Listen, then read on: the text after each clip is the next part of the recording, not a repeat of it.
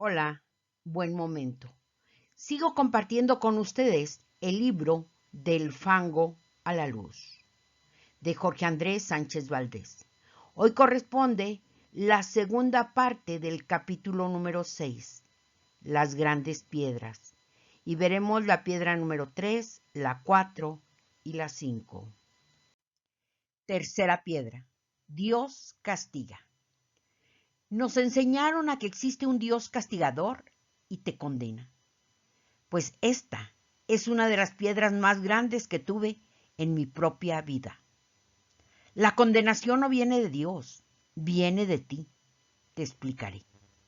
En la Biblia, Jesús proclama y enseña constantemente una de sus más bellas cualidades, el perdón y la misericordia. En sendos pasajes nos dejan un ejemplo vivo y eficaz. Él lo dijo: misericordia quiero, mas no sacrificios. Dios no quiere sacrificios, quiere que tengamos misericordia. ¿Por qué quiere misericordia? Es muy sencillo. Si tenemos piedad del pecador, empezando por mí mismo, si perdono y tolero mis defectos y mis debilidades, podré perdonar las debilidades de los demás y estaré cumpliendo y practicando la palabra de Dios. Porque misericordia es poner en mi corazón la miseria de mi prójimo. Pues el que dice que me conoce y no pone en práctica mi palabra es un mentiroso. Ni más ni menos, Jesús nos dice que si no practicamos su palabra, somos unos mentirosos. Hay por ahí personas que se jactan de conocer a Dios y no ponen en práctica su palabra. Es decir, no son capaces de perdonar tanto a ellos como a su prójimo. Y es que no se han percatado de sus piedras y de sus prejuicios, que como a mí nos separan del reino. Teniendo misericordia, cumplo con el amor. San Pablo, en Corintios 13, dice que el amor lo perdona todo. Dios nos ama y nos perdona todo. La única condición es pedir y aceptar ese perdón con humildad. ¿No te ha pasado que Dios te perdona y tú no te perdonas? Contaré una anécdota para explicarte mejor. Un joven iba caminando en el camino de la vida, y en ese camino se encontraban muchas tentaciones, como suele ser en la realidad, y las tentaciones estaban disfrazadas de pozos, sí, de pozos de agua. Así que cuando el joven sentía en su interior una atracción hacia la tentación, se acercaba al pozo, mirando hacia abajo, y con sus ojos bien abiertos para ver si veía algo más, como suelen ser las tentaciones, en las que el estómago se contrae y se siente uno tenso. Pero al no ver algo más que la oscuridad del pozo, este joven se empinaba más, así el peso de la tentación le ganó, y el joven cayó en la tentación, es decir, cayó al abismo del pozo. ¿Qué ocurre después de haber caído en la tentación? Lo mismo que ocurre después de haber caído al pozo. El joven, consternado, encontrándose sentado y enlodado en un lugar oscuro, húmedo, frío, y todavía sintiendo el dolor de la caída, pensó: ¿cómo pude ser tan bruto y empinarme y haber caído? Sintió miedo, mucho miedo. El joven, mirando hacia arriba, viendo un punto de luz que significaba la salida a esta penosa y dolorosa situación, murmuraba y pensaba: Dios quiere y alguien sepa que estoy aquí y me arroje una cuerda para subir. En ese preciso momento, alguien se asomó al pozo y lanzó la cuerda y gritó: ¡sujétate bien! El joven se puso la cuerda bien apretada en la cintura y con sus dos manos tomó la cuerda y empezó a subir, lentamente, con gran esfuerzo, como suele suceder cuando uno se levanta después de haber caído en la tentación.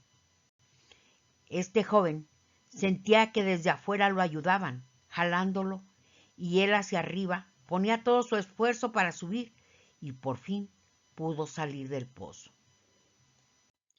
El joven, agradecido por aquel hombre que le salvó la vida, siguió su camino y en varias y muchas ocasiones cayó en las tentaciones de la vida, es decir, en los pozos, y siempre le arrojaron una cuerda para poder salir. ¿Qué significado tiene esto? Te lo diré, mi querido amigo. El pozo, como ya se dijo, es cuando caemos en la tentación, es decir, en el pecado. El pensamiento del joven es el arrepentimiento. La cuerda es la misericordia de Dios. El subir con esfuerzo es la penitencia. Y el que te arroja la cuerda siempre es Jesús. Pero existe una condición para arrojarte la cuerda, que es el arrepentimiento. Cuando caes y te arrepientes, siempre encontrarás la misericordia de Dios. Nunca te condenarás. Porque la misericordia de Dios es más grande que cualquier pecado. Tal vez me preguntarás, entonces, ¿cuándo te condenas? Si cuando caes al pozo, en vez de reflexionar y arrepentirte y ser humilde, te revuelcas en ese charco lodoso del pozo, es decir, te revuelcas en tu pecado, y aunque Cristo te arroje la cuerda para que subas, no la quieres. Entonces mueres solo. No quisiste subir ni esforzarte para salir de ese pozo frío, maloliente, que es el pecado, y como resultado viene la muerte. Porque el que te hizo nacer sin tu ayuda no te puede salvar sin tu ayuda. Piensa en el peor pecado que has cometido en tu vida, ahora mismo. Pues hasta este pecado, si te arrepientes de corazón y lo confiesas, serás sanado y perdonado, serás salvo. Me preguntarás, ¿por qué confesarlo? Porque es un acto de humildad y Dios habita en los humildes. Lo único que logran los que dicen que se confiesan directo con Dios y que no tienen por qué decirle a nadie sus cosas, reflejan solamente su soberbia. Tienen miedo a decir lo débiles que son. Dios te dio libre albedrío. Muere o vive. Y Él lo respeta porque te ama. ¿Ves entonces cómo Dios no condena, sino es uno mismo quien lo hace? En la Biblia existe un pasaje del Hijo Pródigo, que es por excelencia el pasaje que expresa, para mi gusto, la más grande e inmensa misericordia que Dios nos tiene. Dice que el padre de ese joven que se había ido de casa a malgastar su herencia, salía todos los días a ver si volvía su hijo. Un día vio que a lo lejos caminaba su hijo de regreso a casa. Y el pasaje dice que el padre al verlo corrió a su encuentro para abrazarlo y volverlo a posesionar de todo lo que antes tenía. Lo calzó y le puso el anillo de la familia, símbolo de pertenencia. El hijo había reflexionado, presionado por las dificultades, al encontrarse sin un centavo. Lo había tirado todo y se arrepintió y dijo, regresaré a casa de mi padre y le diré, Padre, he pecado contra el cielo y contra ti. No merezco ser más hijo tuyo. Mientras emprendía el regreso a casa arrepentido, caminando, débil, triste, humillado, derrotado y humilde, el Padre le estaba siempre esperando con ansiedad de perdonarlo. ¿Qué quiere decir esto? Que mientras nuestro arrepentimiento camina, la misericordia de Dios corre hacia nosotros para abrazarnos, amarnos y perdonarnos. El padre, al ver a su hijo, corrió hacia él. Si nos fijamos bien en esto, el padre no fue a buscar al hijo cuando éste decidió irse de casa, sino que dejó que él tocara fondo. Eso es parte del amor, dejar en libertad la decisión de cada uno. El Padre Nuestro es otro gran legado que nos dejó Dios y perdona nuestras ofensas, como nosotros perdonamos a los que nos ofenden. Es la única oración que Jesús nos enseñó y que habla de la misericordia, piedad y perdón. Cuarta piedra. Odia al pecador. Ha sido una de mis piedras más difíciles de quitar, pues me enseñaron desde pequeño a ver a los pecadores como nadie, como si yo fuera un santo. Más bien mi concepto actual es: ama al pecador, pero odia su pecado. Cuando era pequeño me enseñaron a no juntarme con malas compañías, aunque es verdad que influyen mucho a cierta edad, para mal o para bien. Mi amigo Julio me decía: si quieres ser gente adecuada, júntate con gente adecuada. Si quieres ser triunfador, júntate con triunfadores. Igualmente pasa con lo negativo. Si quieres ser flojo, júntate con flojos. Si quieres ser negativo, júntate con gente negativa. Sí, ciertamente, hay que vigilar las compañías, pero dista mucho de odiarlas. El mismo Jesús convivió con gente débil, tanto enfermos del cuerpo como enfermos de la mente y del espíritu, y también enfermos de las emociones, y jamás los odió. Al contrario, no dijo que el médico vino a ver a los enfermos, pecadores, ya que un hombre es sano, justo, no necesita médico. ¿No les puso a la multitud? En el caso de la mujer adúltera, que el que esté libre de pecado arroje la primera piedra. Y nadie se la arrojó. ¿No nos estaba dejando una bella enseñanza de misericordia? Y cuando se retiró la gente, no le dijo a la mujer adúltera: mujer, ¿quién te ha condenado? Señalando que ya no había nadie, le dijo: yo tampoco te condeno. Vete y no peques más. Y no peques más. Proposición firme y sincera de no volver a pecar.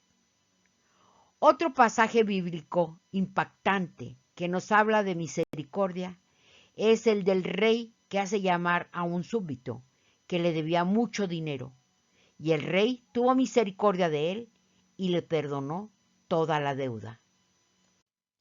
Pero ese súbdito, en lugar de realizar la misma misericordia con sus deudores, a su primer deudor que se encuentra, lo agarra del cuello y le dice que si no le paga todo lo que le debe, lo meterá a la cárcel y le quitará a su familia todo lo que tiene. El rey se entera de lo sucedido y se entristece al ver que el súbdito no usó la misma misericordia con su prójimo como lo había hecho con él, y se enfureció, mandándole hacer justicia. Así Dios se ha de entristecer con nosotros, cuando nos ha perdonado todas nuestras faltas, y nosotros juzgamos al prójimo, y le condenamos diciendo: es una loca, es un tacaño, es de lo peor que hay, es mujeriego, es sucio, es apostador, es tranza, es... Deberíamos voltear nuestro dedo con el que señalamos tanto y a tantos y volverlo hacia nosotros mismos. Hombre necio, ¿por qué no quitas primero la viga que tienes en tu ojo y luego ves la paja en el ojo ajeno? ¿Cómo puedo no querer al pecador si soy precisamente igual o peor que él? Al desmoronar esta piedra, se me quita la hipocresía de mi vida y la soberbia farisaica de yo soy bueno y santo y los demás son pecadores. Pobre de mí, qué ceguera tan grande. ¿Cómo pude vivir tantos años así? Quinta piedra. No existe la perfección. Desde pequeño me enseñaron a que la perfección no existe. Pues sí existe. Dios nos hizo a imagen y semejanza suya. ¿No has leído en la Biblia: sed perfectos como mi Padre lo es? ¿Por qué decimos que al leer la Biblia no la entendemos? Pero sí somos capaces de criticar o dudar de una frase que dijo Jesús. ¿Crees que lo hubiera dicho si es imposible? ¿No podremos ser perfectos en el perdón? ¿Podremos algún día perdonarnos todo lo que hicimos y todo lo que nos hicieron? Yo creo que sí, pues lo que es imposible para los ojos de los hombres es posible para Dios. Ahí radica nuestra fuerza, o de ahí arranca nuestro triunfo. ¿Cómo vamos a olvidar esto? Así como a base de cirugías, los médicos forman un cuerpo perfecto. ¿No crees que a base de unas buenas cirugías emocionales, mentales y espirituales logremos la perfección en el amor? Yo creo firmemente que sí. Hasta aquí llegó el video de hoy. Mil gracias por tu atención y valioso tiempo. Y como siempre, te pido, comparte estos videos. Este libro le ha salvado la vida a muchos. Que tengas muy buenos momentos.